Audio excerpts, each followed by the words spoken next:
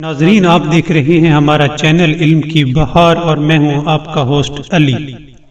ناظرین، ایک دفعہ کا ذکر ہے کہ شہد کی مکھی پیغمبر اکرم صلی اللہ علیہ وآلہ وسلم کی خدمت میں آئی اور کہنے لگی، یا رسول اللہ، میں نے کچھ شہد تیار کیا ہے اور آپ کی خدمت میں پیش کرنا چاہتی ہوں۔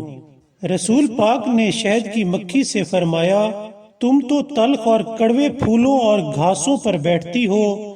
شہد کی مکھی نے کہا، جی ہاں یا رسول اللہ۔ رسول پاک نے فرمایا کہ اس کے باوجود کہ تم تلخ اور کڑوے پھولوں اور گھاسوں کا رس چوستی ہو تو کس طرح یہ کڑواہٹ مٹھاس میں تبدیل ہو جاتی ہے؟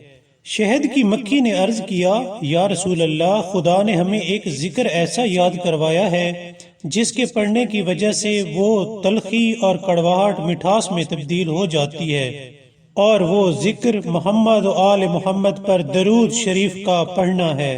ناظرین، امام مہدی علیہ السلام سے روایت ہے کہ درود شریف پڑھنے کا ایک اثر یہ ہے کہ انسان کے برے اخلاق کو اچھے اخلاق میں تبدیل کر دیتا ہے۔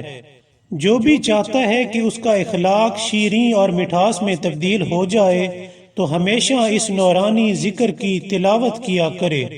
قرآن مجید میں اللہ تعالیٰ کا فرمان ہے کہ خدا اور اس کے فرشتے پیغمبر پر درود بھیجتے ہیں۔ مومنو، تم بھی ان پر درود اور سلام بھیجا کرو۔ ناظرین، اگر آپ کو ہماری ویڈیو پسند آئی ہو تو سبسکرائب کرنا مت بھولیے گا۔ Thank you.